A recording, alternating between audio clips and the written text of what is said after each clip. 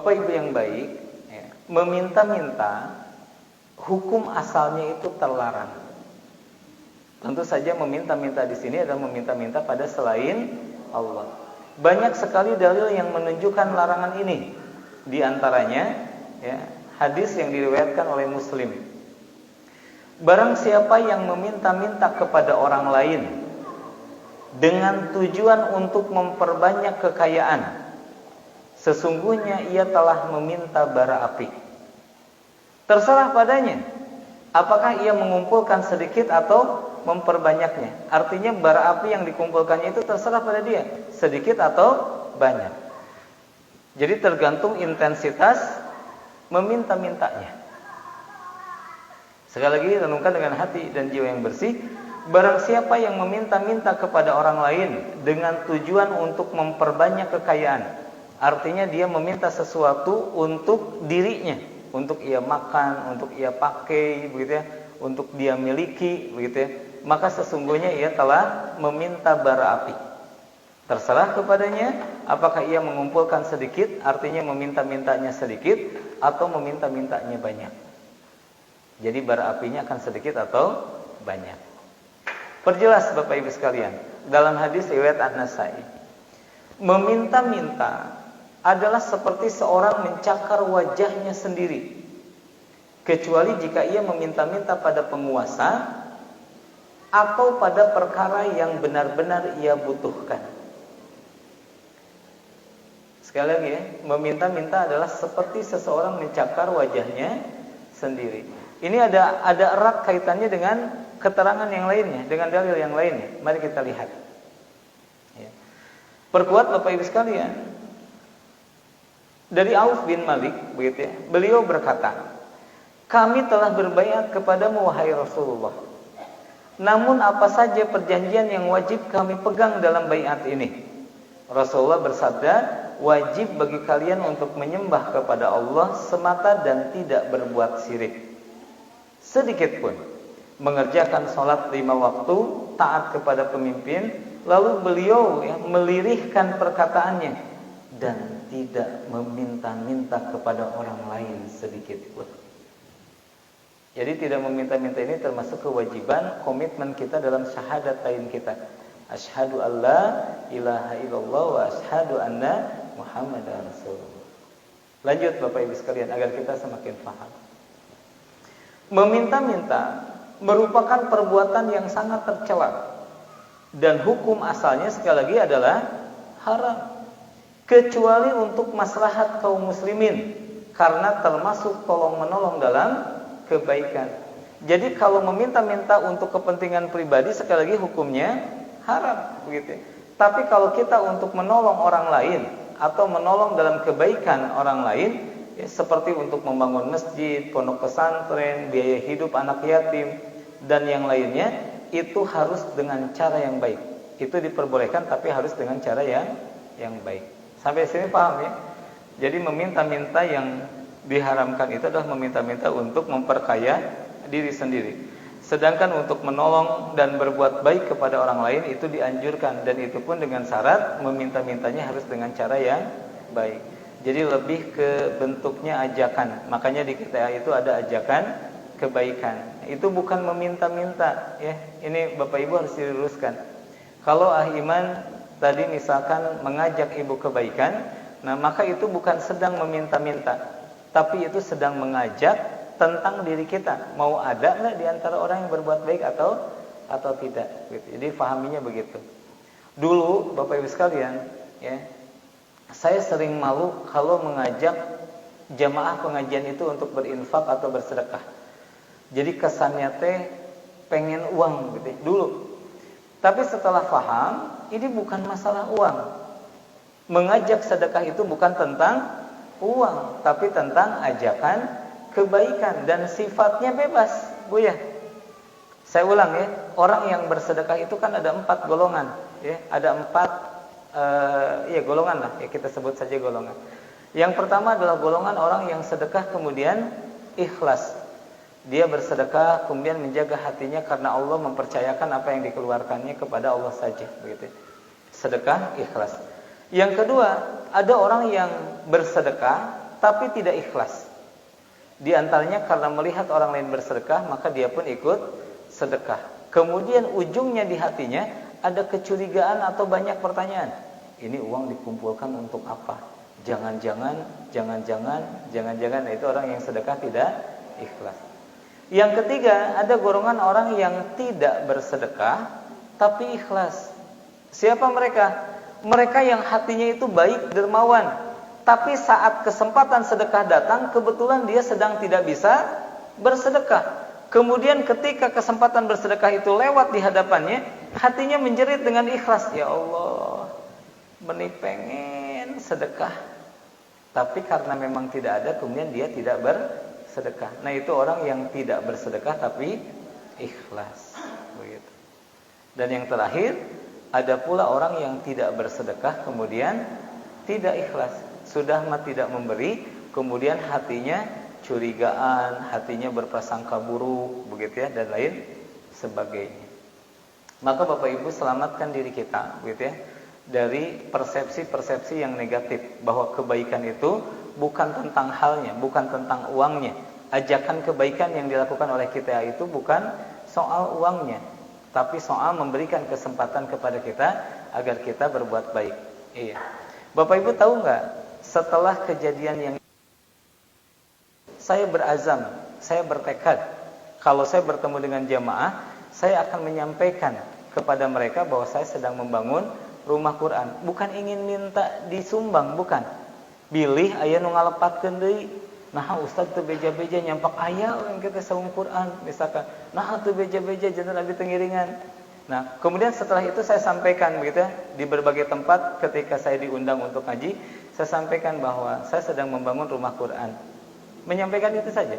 Saya sedang membangun rumah Quran. Karena ini diumumkan, kenapa? Supaya Bapak Ibu sekalian yang ingin ikut serta dalam kebaikan itu bisa ikut serta dengan inisiatifnya sendiri, begitu, tanpa paksaan, ya. Kenapa? Karena sesungguhnya sekali lagi kisah hidup kita itu tentang diri kita, bukan tentang halnya. Saung Quran akan jadi insya Allah dengan adanya kita atau tanpa adanya kita. Masjid-masjid juga selama ini kan jadi. Kalau Ibu pernah lihat nggak masjid megah yang Ibu ikut ke toiletnya? Iya. Kan kalau lagi perjalanan begitu ya, wah masjid mampir, ikut ke toilet, ikut sholat. Gitu. Kadang ikut ke toiletnya aja, balik lagi nggak sholat begitu ya, karena kita sudah sholat di tempat lain. Maka masjid itu berdiri, ya, masjid itu jadi. Cuman masalahnya di masjid itu kita tidak ikut kebaikannya, begitu, tidak ikut kebaikannya. Baik, lanjut ya, Bapak Ibu sekalian. Rasulullah SAW bersabda, seseorang yang selalu meminta-minta kepada orang lain di hari kiamat, ia akan menghadap Allah dengan keadaan tidak sekerat daging sama sekali di wajahnya. Ini hadis sahih riwayat Bukhari. Maka sekali lagi saya sampaikan tadi ya, di dalil tentang seperti mencakar-cakar wajahnya sendiri. Nah, ternyata ada kaitannya dengan dalil yang lain, yaitu hadis riwayat Bukhari, bahwa seseorang yang selalu meminta-minta kepada orang lain di hari kiamat ia akan menghadap Allah dalam keadaan tidak sekerat daging pun sama sekali di wajahnya. Bapak Ibu sekalian, takutlah kepada Allah gitu ya, jika kita tergolong orang-orang yang demikian. Lanjut ya, Bapak Ibu sekalian. Ulama sepakat haramnya meminta-minta jika tidak dalam keadaan darurat. An-Nawawi ketika menjelaskan ya, sebuah bab yaitu larangan meminta-minta, beliau mengatakan maksud dari bab ini dan hadis-hadis yang ada di dalamnya adalah larangan meminta-minta. Ulama sepakat hukum terlarang jika sekali lagi tidak dalam keadaan darurat. Ini salah Sahih Muslim. Yang paling terlarang dari meminta-minta itu adalah maksud di dalam hatinya. Contoh begini, Bapak Ibu datang ke saudaranya meminta pinjaman. Itu meminta-minta bukan? Ya, itu bisa dikatakan tidak meminta-minta kepada manusia apabila Bapak Ibu meminta pinjaman pertama dalam keadaan darurat, yang kedua hatinya tidak menyandarkan kepadanya. Artinya ada atau tidak ada itu tidak mempengaruhi dirinya. Jadi tidak dijadikan maksud dan harapan pada proses permintaan kepada orang lain. Tapi dia melakukan ya itu meminta bantuan kepada orang lain itu hanya dalam rangka menyempurnakan ikhtiarnya, menyempurnakan ikhtiarnya. Masalah dia dibantu atau dia tidak dibantu, maka itu tidak mempengaruhi hatinya, maka itu tidak disebut meminta-minta. Tapi yang disebut dengan meminta-minta kepada orang lain, Bapak Ibu pinjam kepada seseorang, kemudian Bapak Ibu ketika ia memberi, Bapak Ibu bahagia, ya, karena ia membantu kita, kemudian memuji-muji dirinya. Atau sebaliknya, ketika dia tidak memberi, maka kita kecewa dan merasa tidak ada harapan untuk menyelesaikan masalah kita karena dia tidak memberikan bantuan. Maka yang demikian itulah yang disebut dengan meminta-minta. Kesimpulan sederhananya, kalaulah dalam hidup ini Bapak Ibu harus meminta pertolongan kepada orang lain, boleh? Boleh, asal Bapak Ibu meminta pertolongan karena Allah. Artinya ada atau tidak ada pertolongan itu, Bapak Ibu tetap saja ya melakukan kehidupan ini dengan baik-baik saja. Lanjut Bapak Ibu sekalian. Diriwayatkan dari sahabat Qabisah begitu ya. Rasulullah SAW bersabda, sesungguhnya meminta-minta itu tidak dihalalkan kecuali bagi salah seorang di antara 3 macam orang berikut ini. Yang pertama, seseorang yang menanggung hutang orang lain. Ia boleh meminta-minta sampai ia melunasinya. Kemudian ia berhenti dan tidak meminta lagi. Jadi yang pertama, golongan orang yang meminta itu diperbolehkan kalau dia meminta itu untuk ya, menanggung hutang orang lain. Dia boleh meminta bantuan kepada orang lain, kemudian ia berhenti ketika hutangnya lunas. Ini kalimatnya mengingatkan kebiasaan kita. Bapak Ibu sekalian, sering terjadi dalam kehidupan kita ya, kalau kita sedang ada keperluan, kita minta bantuan nggak kepada orang lain? Baik, saya tanya ya, jawab jujur. Kalau Bapak Ibu sedang membutuhkan bantuan ya untuk bayar iuran anak 800.000, Bapak Ibu tidak punya itu. Saya tanya, Bapak Ibu pinjam ke orang lain berapa? Betul ya? 1 juta, kadang-kadang 1,5 juta begitu. Tidak sesuai dengan kebutuhannya, selalu dilebihkan untuk kebutuhan yang lainnya. Nah, ini diingatkan bahwa meminta-minta itu sampai lunas, artinya sesuai dengan kebutuhannya. Setelah itu ia tidak meminta-minta. Berhenti meminta-minta. Sekali lagi ya, kadang-kadang kita begitu. Gali lubang, tutup lubang juga sama. Sistem gali lubang, tutup lubang menjadi jalan kecelakaan bagi seseorang. Kenapa? Karena yang digalinya 2, begitu ya, yang ditutupnya 1. Iya, jadi menyisakan hutang. Begitu, kita pinjam buat bayar hutang nih. Ibu punya hutang 1 juta, pinjam ke saudara 1,5 juta, dibayarkan 1 juta, kemudian yang 0,5 juta menjadi hutang baru bagi kita, begitu. Itu tidak disarankan, begitu ya. Yang berikutnya, yang diperbolehkan meminta-minta ya, adalah seseorang yang ditimpa musibah yang menghabiskan hartanya. Misalkan kebakaran sampai tidak menyisakan sedikit pun, atau musibah apa saja yang menghabiskan hartanya, maka ia boleh meminta-minta. Lihat kalimatnya, sampai ia mendapatkan sandaran hidup. Jadi tidak tergantung pada orang lain terus-menerus. Kalau sudah ada sandaran hidup, mereka berhenti meminta-mintanya, meskipun itu diperbolehkan. Dan yang ketiga, golongan yang boleh meminta-minta itu adalah orang yang ditimpa kesengsaraan hidup. Sehingga ada 3 orang berakal dari kaumnya mengatakan si fulan telah ditimpa kesengsaraan. Jadi Bapak Ibu sekalian, yang dimaksud dengan orang yang ditimpa kesengsaraan itu adalah orang yang disaksikan oleh 3 orang yang berani bersumpah bahwa dia sedang ditimpa kesengsaraan. Si fulan lagi bangkrut nih, si fulan lagi bangkrut nih, si fulan lagi bangkrut nih. Maka kalau yang bangkrut ini meminta bantuan ke kita dan kita telah mendengar 3 orang mengatakan bahwa dia sedang kesulitan, maka itu boleh ya diberi dan tidak dikategorikan dia meminta-minta kepada kita. Maka saudaraku ya, janganlah meminta sesuatu kecuali kepada Allah Subhanahu wa taala, karena ancamannya berat, begitu ya. Ancamannya tadi begitu berat kalau kita meminta-minta sesuatu kepada makhluk. Sekali lagi, agar proses meminta bantuan kita kepada makhluk tidak digolongkan meminta-minta, maka mintalah bantuan kepada makhluk karena Allah Subhanahu wa taala. Syaratnya yang tadi, kalau dalam keadaan terdesak, kalau memang kita benar-benar hilang harta dan lain sebagainya, baru boleh meminta bantuan, dan itu pun harapannya tetap kepada Allah, ya, harapannya tetap kepada Allah. Jadi kalau saya sampaikan, bentuk yang paling indah dari meminta bantuan itu adalah tawaran kebaikan, ya, tawaran kebaikan. Bilih salira bade beramal soleh ngabantos abdi, abdi teh nuju sesah. Kalimat paling dramatis teh gitu. Bilih salira bade ngabantos abdi, rupina abdi teh nuju pergi bantosan. Tidak langsung tulungan abdi lah. Tulungan, ieu mah bener-bener kesusah tulungan. Enggak begitu, ya. Enggak begitu. Tawarkan saja. Hei, apa kabar? Iya nih, lagi ada sedikit persoalan, begitu ya. Barangkali antum mau beramal soleh dengan meringankan persoalan saya, boleh, gitu. Boleh. Ya, iya. Jadi jangan menghinakan diri kita dengan meminta-minta. Ya, kalau kita lihat rumus tauhid, Bapak Ibu tolong jawab ya.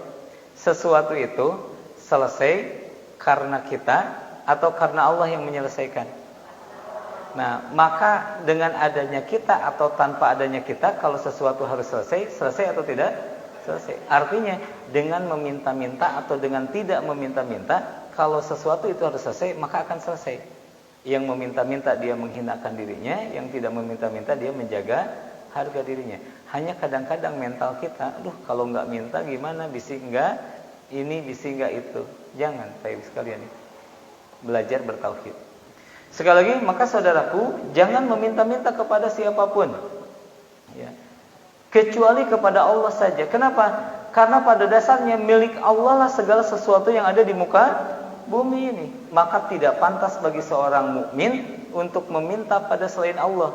Karena selain Allah tidak memiliki apa-apa. Karena selain Allah tidak bisa apa-apa. Karena Allah yang memiliki segala sesuatu, karena Allah yang bisa melakukan segala sesuatu, maka tidak ada pilihan bagi kita kecuali hanya minta kepada Allah Subhanahu wa taala. Bukankah dalam sholat kita sering juga mengatakan hal itu, iyyaka na'budu wa iyyaka nasta'in. Duhai Allah, hanya kepadamu kami beribadah dan hanya kepadamu kami memohon pertolongan. Maka ketika kita, ya, meminta-minta pertolongan kepada orang lain, sama saja dengan kita mengkhianati atau melanggar kalimat tadi. Katanya iyyaka na'budu wa iyyaka nasta'in, tapi yang diminta pertolongan orang lain. Apalagi kalau yang dimintai pertolongan itu adalah makhluk yang lebih rendah daripada manusia. Meminta pertolongan kepada batu, meminta pertolongan kepada jin, meminta pertolongan kepada iblis, begitu ya. Iya, kepada manusia saja yang mulia kita tidak boleh meminta-minta, apalagi kepada makhluk yang lebih rendah daripada manusia. Ya. Makanya Islam sangat memperhatikan, ya, tauhid kita agar kita tidak meminta pertolongan kepada selain Allah Subhanahu wa taala. Lihat Bapak Ibu sekalian, ya. Quran surat At-Taubah ayat 129. Katakanlah, cukuplah pertolongan Allah bagiku. Tidak ada Tuhan selain Dia. Hanya kepada Allah aku mempercayakan diri. Dan Dia adalah Tuhan yang menguasai arsy yang agung. Artinya sekali lagi, ayat ini mengajarkan kepada kita untuk mencukupkan hati kita hanya dengan pertolongan Allah. Dan tidak harus sampai meminta-minta pertolongan kepada orang lain. Ingat kata kuncinya, ya. Kita minta tolong atau kita tidak minta tolong, kalau sesuatu itu harus selesai, maka pasti akan selesai. Pasti akan selesai. Cuman perbedaan nanti kalau kita selesai dengan tauhid kita akan bahagia dengan sempurna. Kalau kita selesai dengan lewat pertolongan orang lain, maka akan ada hutang budi yang membebani kehidupan kita. Maka sekali lagi, cukuplah pertolongan Allah bagiku. Tidak ada Tuhan selain Dia. Maka dari itu, sekali lagi Bapak Ibu sekalian, kita tutup pertemuan hari ini, gitu ya, tentang pesan cinta sang kekasih. Dari Abu Dzar radhiyallahu anhu, dia berkata, kekasihku Rasulullah sallallahu alaihi wasallam berwasiat kepadaku, yang pertama supaya aku mencintai orang miskin dan dekat dengan mereka. Yang kedua, agar aku melihat kepada orang yang di bawahku dalam urusan dunia dan tidak melihat kepada orang yang di atasku, agar aku tidak kehilangan rasa syukurku. Kemudian yang ketiga, aku disuruh menyambung silaturahim meskipun mereka berlaku kasar kepadaku, karena dalam silaturahim itu ada banyak kebaikan. Dan aku dianjurkan untuk memperbanyak ucapan la haula wala quwata illa billah. Agar apa? Agar aku menyandarkan kehidupanku kepada Allah saja, sehingga Allah mencukupkan segala kebutuhanku. Yang kelima, aku diperintahkan untuk mengatakan yang benar meskipun pahit, agar aku terjaga dari godaan dunia dan selamat di akhirat nanti. Dan aku diperintahkan untuk tidak takut terhadap celaan orang-orang yang mencela dalam berdakwah khususnya. Kenapa? Karena kalau aku masih takut terhadap orang yang mencela, artinya aku masih belum ikhlas dalam kehidupan ini. Masih ada orang lain yang menjadi pertimbangan kita. Dan yang terakhir, beliau melarang aku, kata Abu Dzar, agar aku tidak meminta-minta sesuatu apapun kepada manusia. Karena hukum asal dari meminta-minta pada selain Allah adalah haram. Begitu. Maka mintalah hanya kepada Allah, seperti ikrar kita, iyyaka na'budu wa iyyaka nasta'in. Baik Bapak Ibu sekalian, alhamdulillah setelah 7 pekan kurang lebih kita membahas satu persatu pesan cinta sang kekasih ini.